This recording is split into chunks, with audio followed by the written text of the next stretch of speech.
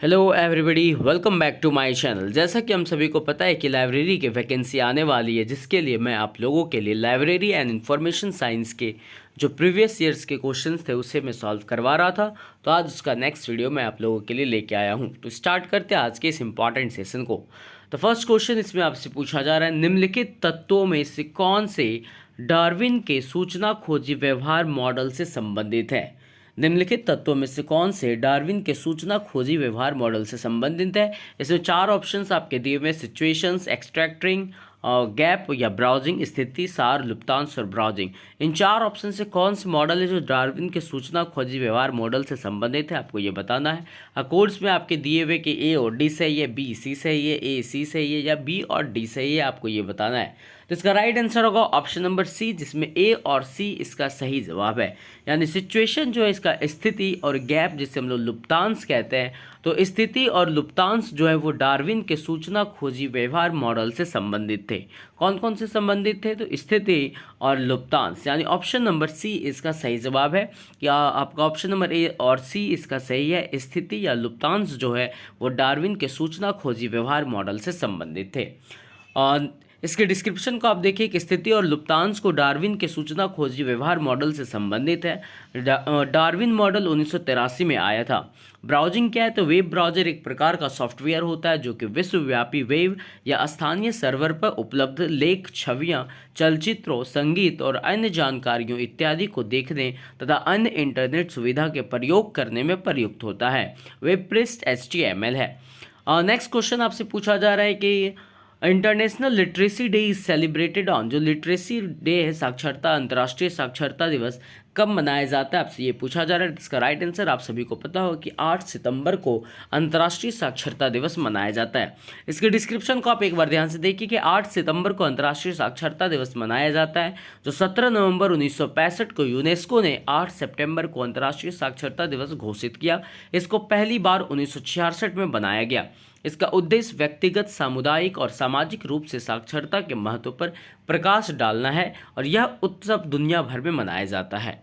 Next question आपसे पूछा जा रहा है, स्कॉनुल SCONUL स्टैंड्स फॉर। इसमें आपको बताना है कि स्कॉनुल का फुल फॉर्म क्या है, आपको ये बताना है। तो इसका राइट आंसर है option number D, the standing conference on national and the university libraries.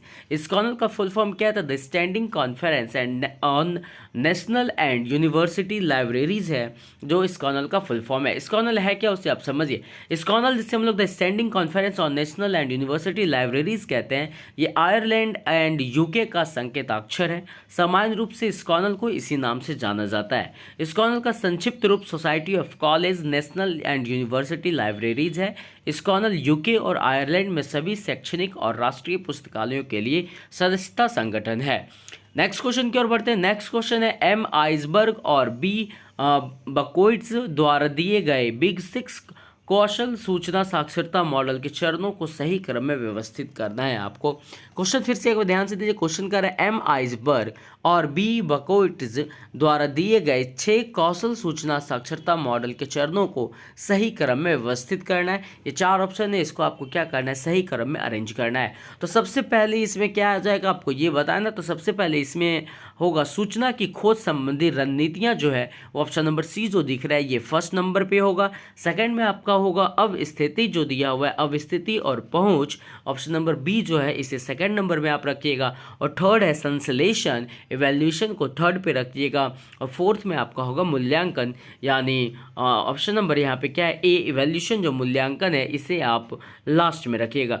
यानी इसका क्रम अगर अरेंज करना होगा तो क्या होगा? तो सबसे पहले आप रखिएगा सूचना की खोज संबंधी रणनीतियां को, फिर आप अवस्थिति और पहुंच को रखिएगा, फिर संश्लेषण को रखिएगा और मूल्यांकन को रखना है।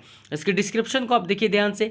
एम आइजनबर्ग और बी बकोटिव्स द्वारा दिए गए बिग 6 कौशल सूचना साक्षरता मॉडल के चरणों का सही क्रम क्या है? तो सूचना की खोज संबंधी रणनीतियां पहली होगी, फिर अवस्थिति और पहुंच होगी, फिर संश्लेषण और फिर मूल्यांकन होगी। क्वेश्चन को आप ध्यान से समझिए और याद रखिएगा।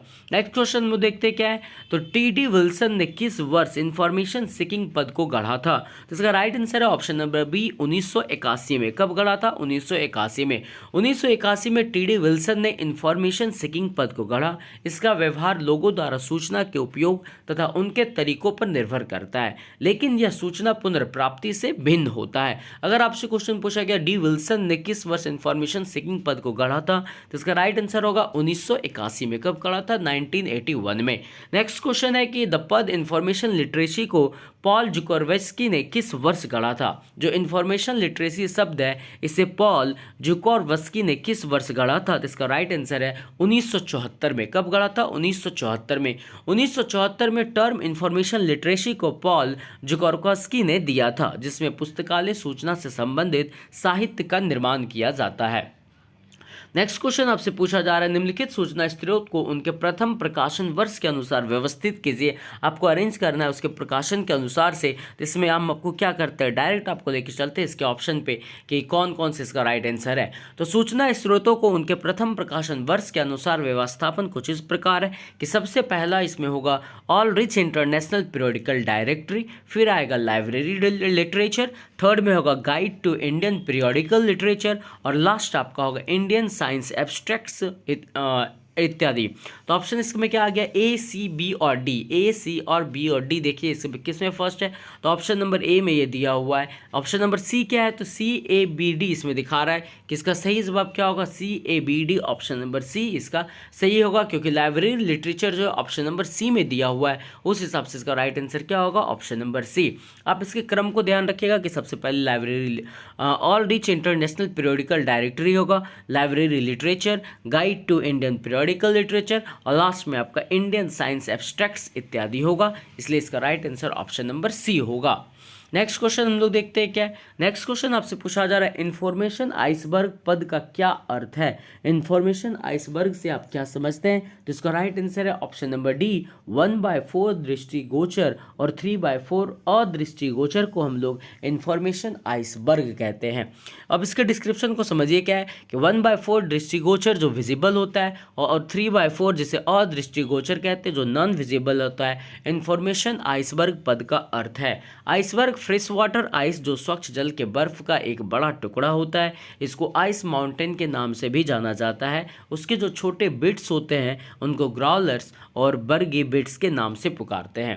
नेक्स्ट क्वेश्चन आपसे पूछा जा रहा है कि which of the following are the parts of SCONUL 7 pillars of information literacy model. जो 7 पिलर्स आपका इंफॉर्मेशन लिटरेसी मॉडल के हैं स्कॉनल के, इसमें से आपको बताना है कि कौन सा पार्ट इसमें शामिल है। आपको करेक्ट आंसर चूज करना है नीचे दिए गए ऑप्शन में से। तो इसका राइट आंसर जो ऑप्शन नंबर सी होगा, ए, बी, डी, यानी गैदर, स्कोप और प्रेजेंट, ये 3 जो है वो 7 pillars of information literacy model में के अंतर्गत आते हैं। प्रिजर्व उसमें सम्मिलित नहीं है, आप ध्यान रखिएगा। इसमें गैदर, स्कोप और प्रेजेंट जो है वो ये 3 आएंगे। और इसके 7 मॉडल क्या क्या हैं उसे भी आप एक बार देख लीजिए कि सूचना साहित्य मॉडल में स्कॉनल 7 स्तंभ के भाग गैदर, स्कोप और प्रेजेंट हैं, जबकि प्रिजर्व संरक्षण से संबंधित है। नोट में ध्यान रखिए कि स्कॉनल को 1999 में प्राप्त किया गया था, जिसके 7 स्तंभ निम्न है। 7 स्तंभ है क्या क्या?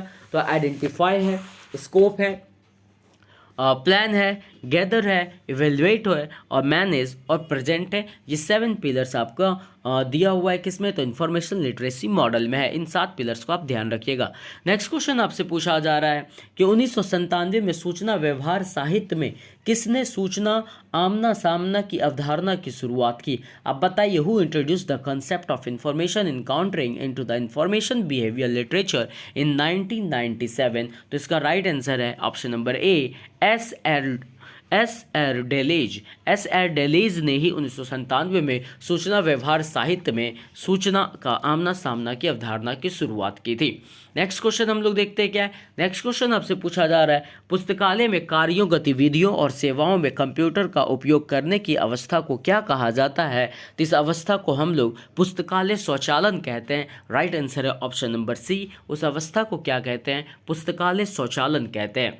पुस्तकालय स्वचालन का तात्पर्य कैटलॉग और सर्कुलेशन जैसे पुस्तकालयों की विशिष्ट प्रक्रियाओं को स्वचालित करने के लिए कंप्यूटर के उपयोग से है। अर्थात लाइब्रेरी ऑटोमेशन एक पुस्तकालय की प्रक्रियाओं को मैनुअल से कंप्यूटरीकृत करने के लिए के लिए स्थानांतरण है। क्वेश्चन क्या था? क्वेश्चन आपसे पूछा अगर गया कि पुस्तकालय के कार्यों, गतिविधियों और सेवाओं में कंप्यूटर का उपयोग करने की अवस्था को क्या कहा जाता है, तो उसे हम लोग पुस्तकालय स्वचालन कहते हैं। नेक्स्ट क्वेश्चन आपसे पूछा जा रहा है, पुस्तकालय स्वचालन के लिए आधारभूत आवश्यकताएं निम्नलिखित में से कौन सी है, तो इसका राइट आंसर है उपर्युक्त तो सभी, ऑल ऑफ दीज है, सारे के सारे। कंप्यूटर हार्डवेयर ले लीजिए, पुस्तकालय सॉफ्टवेयर, या तो फिर वित्त जिसे हम लोग फाइनेंस कहते हैं, ये तीनों चीज़ जो है पुस्तकालय स्वचालन के लिए आधारभूत आवश्यकताएं हैं। इसके डिस्क्रिप्शन को आप समझिए। पुस्तकालय स्वचालन से तात्पर्य है पुस्तकालय के कार्यों में कंप्यूटर की पर्याप्त सहभागिता या उपयोग से है, अर्थात पुस्तकालय कार्यों में कंप्यूटर का उपयोग करना ही पुस्तकालय स्वचालन है। डिजिटल पुस्तकालय के विकास के लिए इन तत्वों, जिसमें हार्डवेयर और सॉफ्टवेयर की आवश्यकता होती है, में कंप्यूटर, डिजिटल कैमरा और प्रिंटर आते हैं।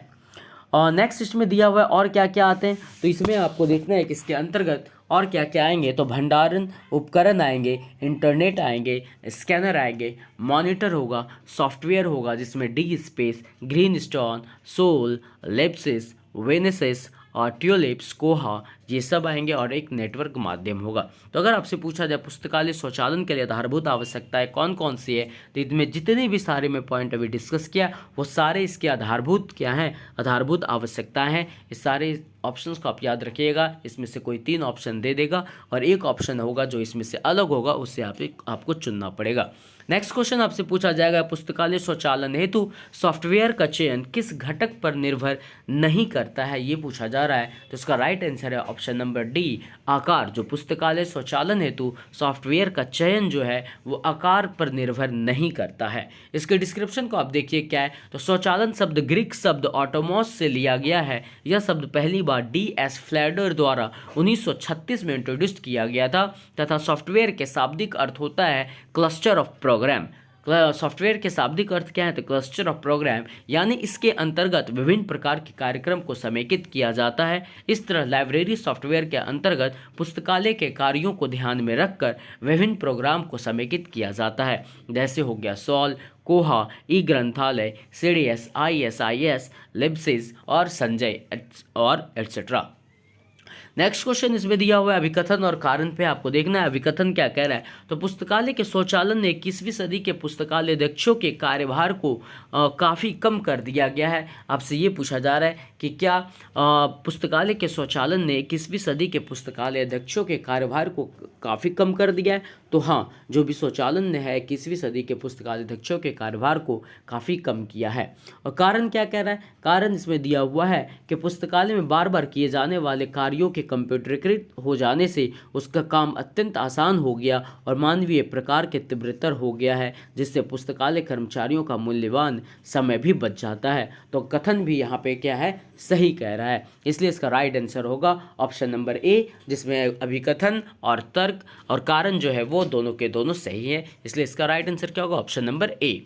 नेक्स्ट क्वेश्चन देखते हैं क्या है। नेक्स्ट क्वेश्चन में आपको सम्मिलित करना है सूची 1 को सूची 2 के साथ। इसे हम डायरेक्ट आपको ऑप्शन पे लेके चलते हैं, वहां से आप इजी वे में इसे समझ पाएंगे। फर्स्ट आपका दिया हुआ है बारकोड टेक्नोलॉजी, इसे आप किसके साथ मैच कीजिएगा, तो Norman Joseph Woodland and Bernard Silver को मैच कीजिएगा। बारकोड टेक्नोलॉजी किनके द्वारा लाया गया, तो Norman Joseph Woodland and Bernard Silver के द्वारा। RFID टेक्नोलॉजी किसके द्वारा आया गया, तो रे थ्योरीज और रे टेक के द्वारा RFID टेक्नोलॉजी लाया गया। QR कोड किसके द्वारा लाया गया, तो डेंसॉन वोव के द्वारा QR कोड को लाया गया। बायोमेट्रिक टेक्नोलॉजी को किसके द्वारा लाया गया, तो सर विलियम हर्शल के द्वारा बायोमेट्रिक टेक्नोलॉजी आया। इन चारों चीज़ों को आप याद रखिएगा, एग्जाम में क्वेश्चन बन सकते हैं। नेक्स्ट क्वेश्चन आपसे पूछा जा रहा है, इसमें देखिए और डिस्क्रिप्शन आप समझिए कि बारकोड टेक्नोलॉजी क्या है। तो बारकोड या बारकोड दृश्य मशीन पठनीय रूप से डेटा का प्रतिनिधित्व करने की एक विधि है और इसका आविष्कार 1951 में हुआ।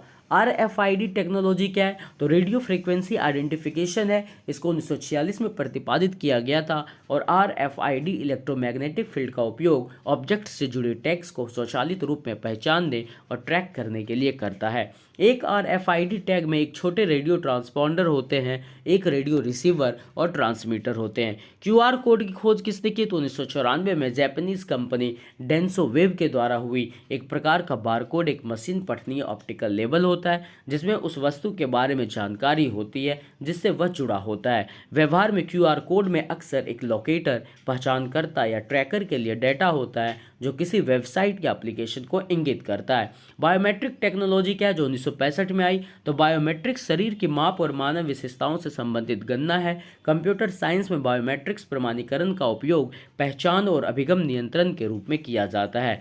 इनका उपयोग उन समूहों में व्यक्तियों की पहचान करने के लिए भी किया जाता है जो निगरानी में हैं।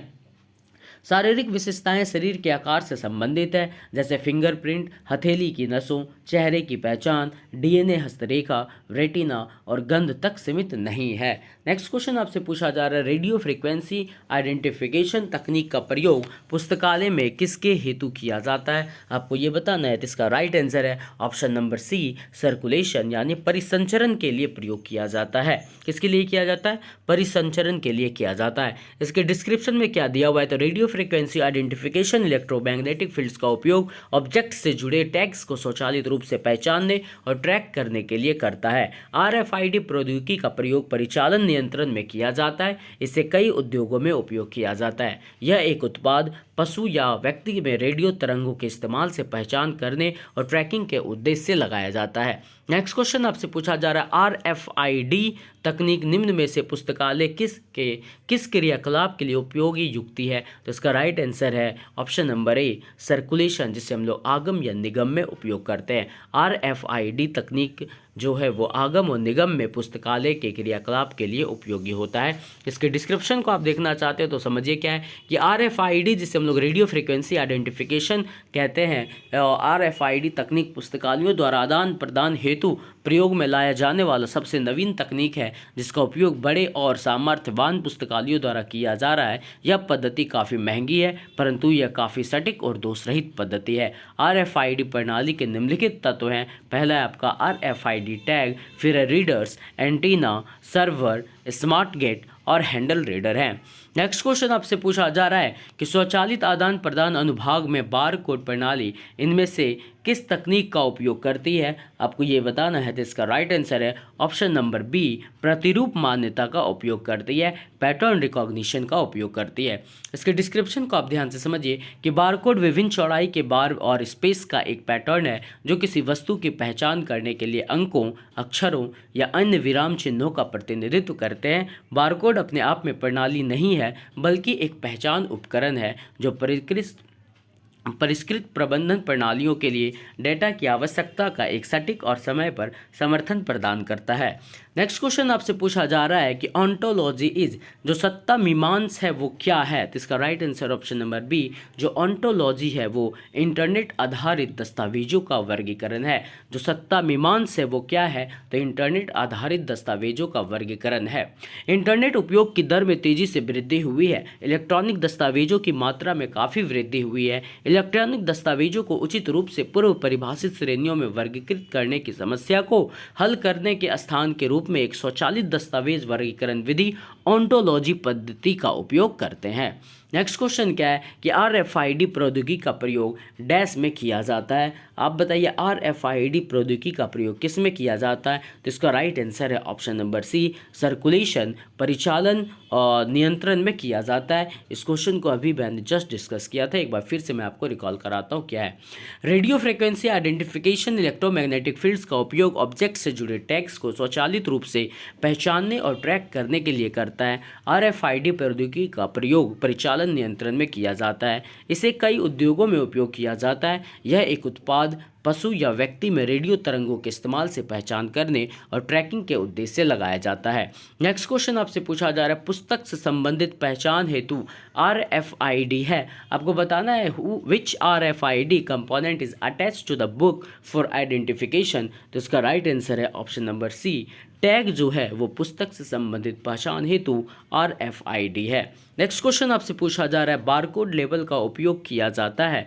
Barcode labels are used in the, किसमें बारकोड लेवल का उपयोग किया जाता है? तो इसका राइट आंसर है ऑप्शन नंबर ए, संचलन प्रणाली में, सर्कुलेशन सिस्टम में बारकोड लेवल का प्रयोग किया जाता है। बारकोड क्या है? तो बारकोड विभिन्न चौड़ाई के लाइनों और रिक्त स्थान का एक पैटर्न है जो किसी वस्तु की पहचान करने के लिए अंकों, अक्षरों या अन्य विराम चिन्हों का प्रतिनिधित्व करता है। कहते हैं। बारकोड लेवलिंग का प्रयोग लाइब्रेरी के कार्यों में तेजी और सटीकता को निरूपित करते हैं। बारकोड को बारकोड रीडर डिवाइस द्वारा रीड किया जाता है।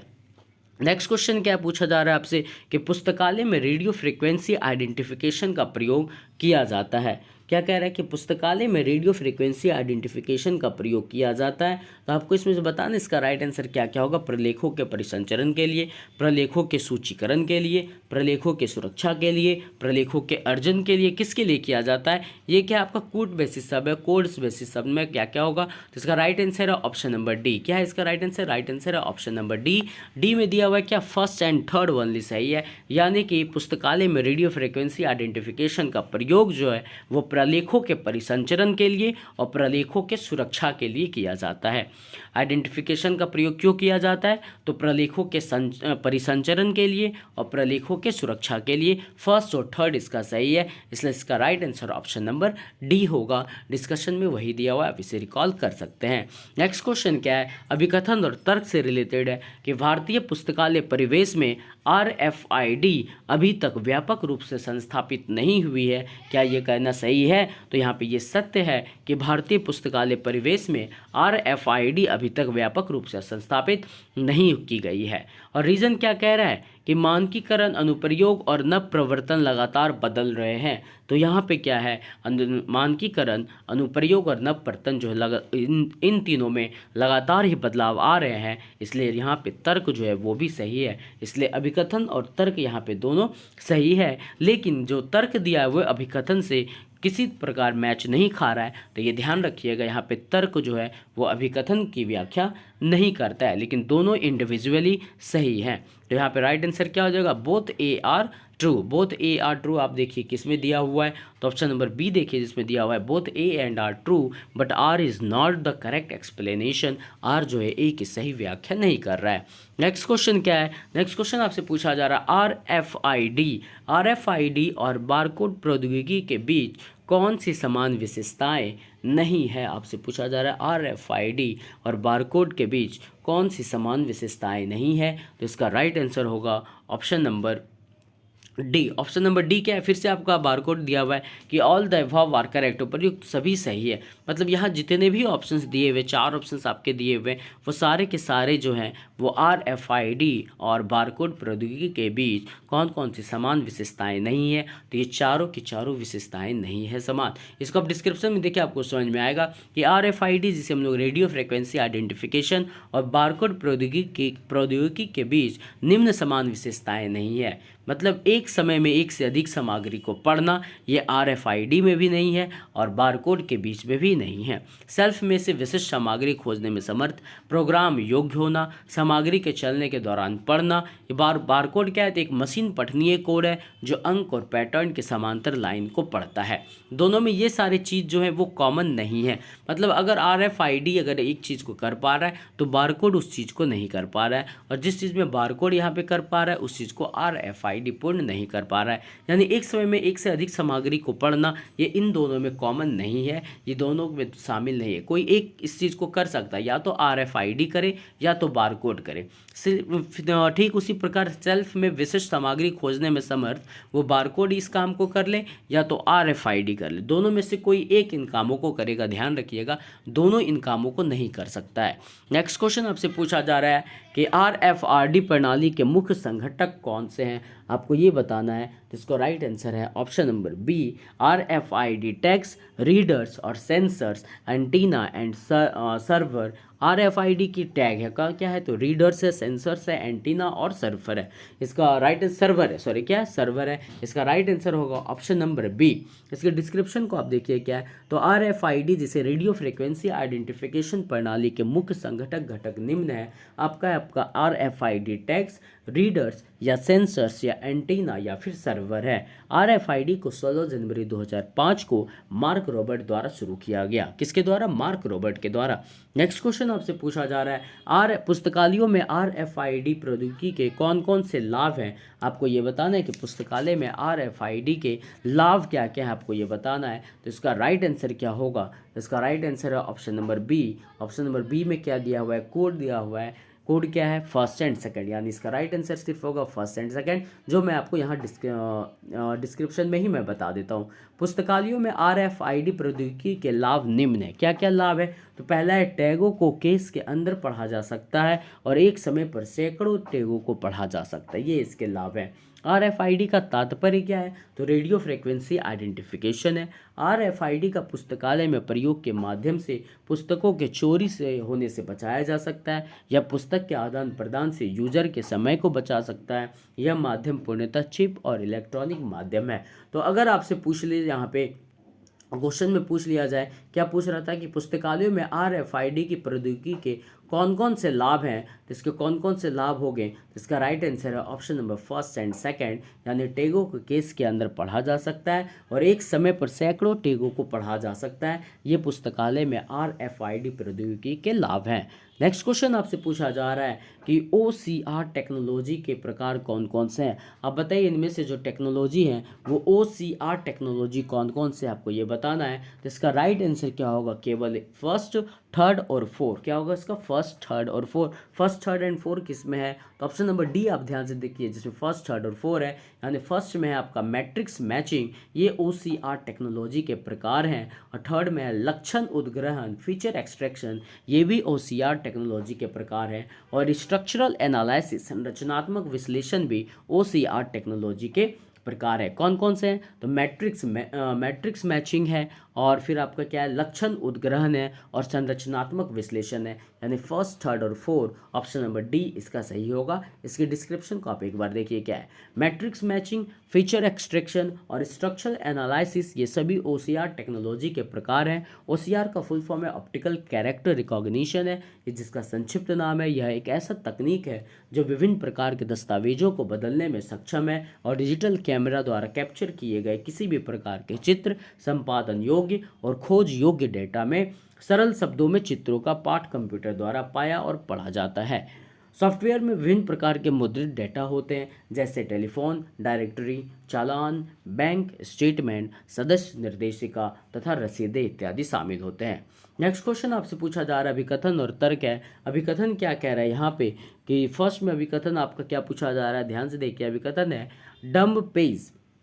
क्वेश्चन क्या है? डम्प पेज इमेज लेने और स्मार्ट ई टेक्स्ट बनाकर उसे डिजिटल पुस्तकालय के संग्रह में जोड़ते समय ऑप्टिकल कैरेक्टर रिकॉग्निशन में किसी मैनुअल हस्तक्षेप की आवश्यकता नहीं होती है, ये आपसे पूछा जा रहा है। तो अभिकथन यहाँ गलत कह रहा है। जो डम्प पेज और इमेज लेने और स्मार्ट ई टेक्स्ट बनाकर उसे डिजिटल पुस्तकालय के संग्रह में जोड़ते समय ऑप्टिकल कैरेक्टर रिकॉग्निशन में किसी मैनुअल हस्तक्षेप की आवश्यकता नहीं होती है, ये कहना गलत है। यहाँ पे मैनुअल हस्तक्षेप की आवश्यकता होती है, इस बात को आपको ध्यान रखना है कि डम्प पेज इमेज लेने और स्मार्ट ई टेक्स्ट बनाकर उसे डिजिटल पुस्तकालय के संग्रह में जोड़ते समय ऑप्टिकल कैरेक्टर रिकॉग्निशन में मैनुअल हस्तक्षेप की आवश्यकता पड़ती है, लेकिन यहाँ पे नहीं लिखा हुआ है, इसलिए अभिकथन क्या हो जाएगा? अभिकथन गलत है।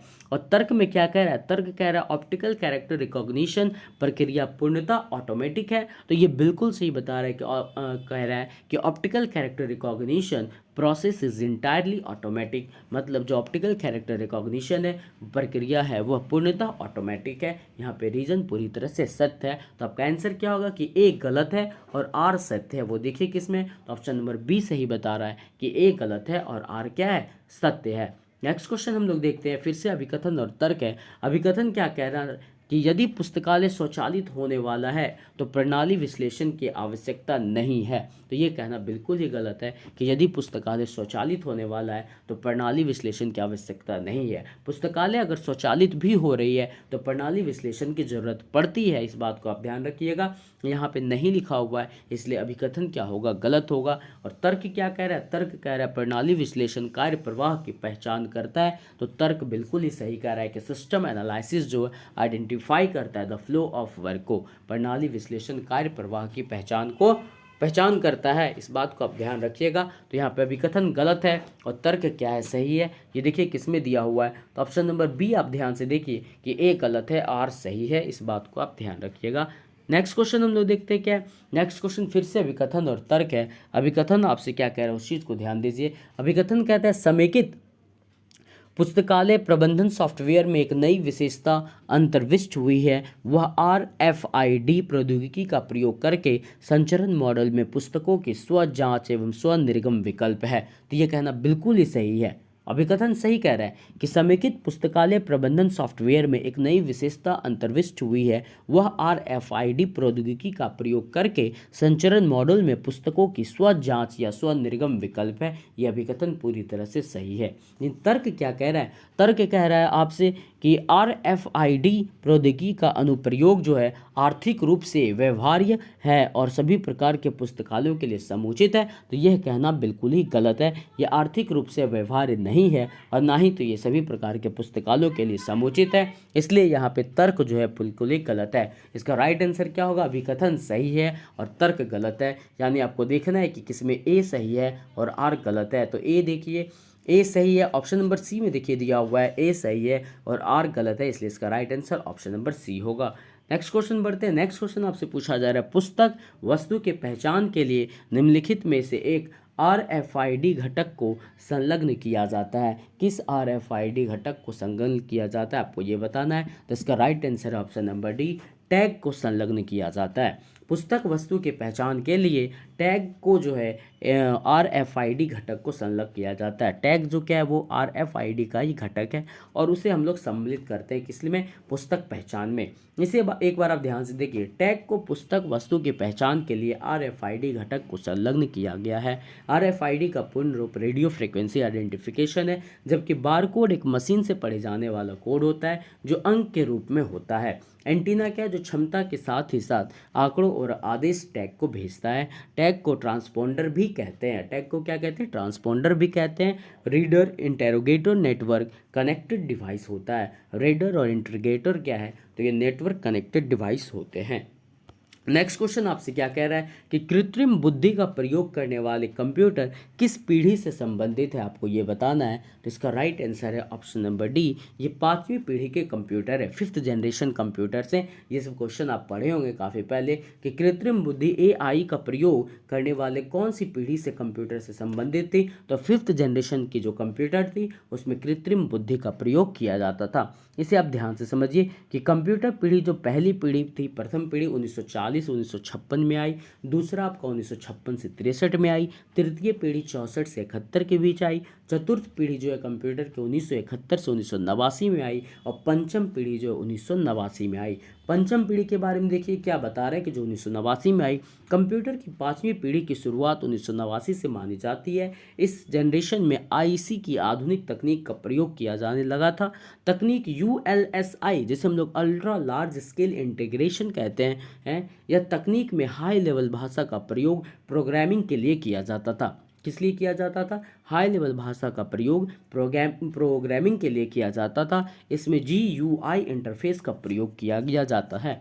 किसमें? तो 5वीं पीढ़ी के कंप्यूटर में GUI इंटरफेस का प्रयोग किया जाता है और इसी जनरेशन में कृत्रिम बुद्धि का प्रयोग प्रारंभ हुआ। किस जनरेशन में? तो पंचम पीढ़ी के जनरेशन में ही कृत्रिम बुद्धि का प्रयोग प्रारंभ हुआ। ULSI हाई लेवल भाषा का प्रयोग प्रोग्रामिंग के लिए किया जाता है और GUI इंटरफेस का प्रयोग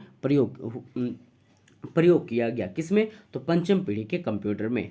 नेक्स्ट क्वेश्चन क्या है? Thank you. नेक्स्ट डे आपको नेक्स्ट लाइब्रेरी के टॉपिक मिलेंगे। यदि आप इस चैनल पर नए हैं तो चैनल को सब्सक्राइब और शेयर करना मत भूलिएगा। Thank you.